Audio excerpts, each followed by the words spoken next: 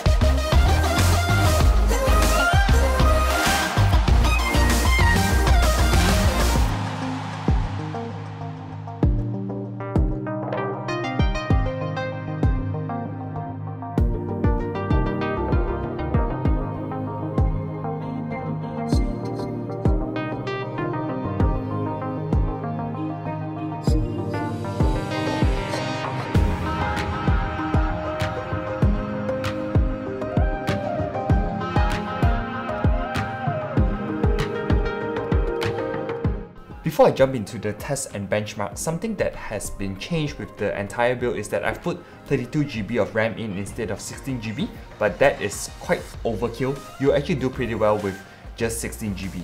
Moving on. For Cinebench, the OpenGL score is 111.65 FPS, while the CPU is scoring 1234 CB. In TimeSpy, the overall score is 4459, with a graphics score of 4289 and a CPU score of 5751.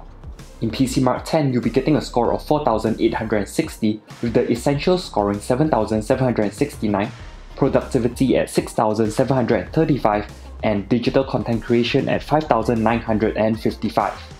In PUBG, with your settings on high, you'll be easily getting about over 80 FPS, which is pretty good, and generally you will even be able to get above 90 FPS.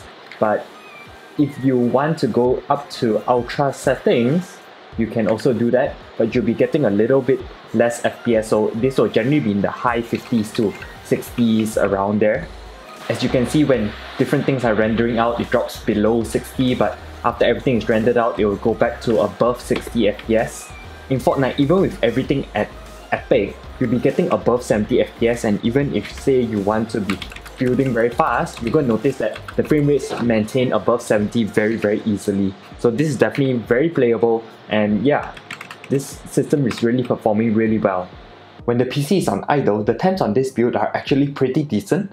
The temperature for the CPU is 50 degrees Celsius and the GPU maintains at around 48 degrees Celsius. I've been running the CPU at full load with Prime 95 for about half an hour or so, and the temperatures are maintaining at 53 degrees Celsius, which is actually really impressive. So I'm actually very impressed with this Ryzen Tech cooler.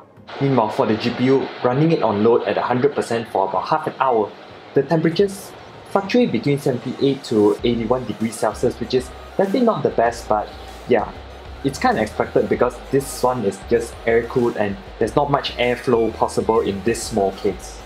Another nice thing about running AMD is now they have this thing called an AMD Ryzen Master, so it makes it very easy to overclock your CPU and stuff like that. So as you can see here in core speed, I can easily up my core speed or lower the speeds and stuff like that. And also you get CPU voltage control.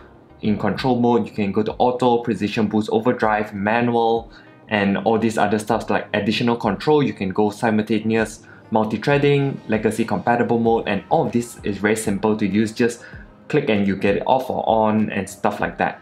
As you can see, the entire system performed admirably, except for the fact that when it's on full load or even just gaming, the fan noise does get pretty loud from the GPU because the Ryzen Tech Ophion Evo side panels are actually not like completely flush against the case, and there are gaps, so you'll definitely be able to hear the fan noise. Temperatures in this build are actually very good, especially for the CPU, which is being cooled by the Ryzen Tech Orcus 240, and that kept the CPU very cool at 53 degrees Celsius even under full load for about half an hour. And the GPU, unfortunately, it does get slightly toasty, especially when it's put under load or when you're gaming, but that's more due to the fact that there's not much airflow in this case. So yeah, you generally would have to expect higher temperatures, especially for your air-cooled parts. Things that would slightly change to make the build a little nicer aesthetics wise would be changing the RAM sticks to some RGB ones or even just single colored ones, because when it's inside this case, the camo ones just don't look as nice. Another thing that I would also change would be to have a fully modular PSU so that the cables become way easier to cable manage, because currently it is a bit of a mess and stuff like that. And also the front power and LED cable of the Orpheon Evo are actually not long enough to reach all the way to the back because of how the motherboard is positioned. So if you're using this particular motherboard, the B450i Gaming Plus AC, you will have to get some extenders. Other than that, to me personally, this is actually a pretty neat build if you want to go the AMD Ryzen route and get access to the Ryzen software like your Ryzen Master, Stormy technology, and an added bonus when you get FreeSync is that FreeSync monitors are a lot cheaper than G-Sync monitors, so you do save some cash out there. So that's it for the video. Let me know in the comments below what you think of the build. Would you go this AMD route, or what changes will you make to the system? Like and subscribe for more tech and gaming videos, hit the notification bell to get notified when new videos come up, and I'll catch you in the next one. Ciao!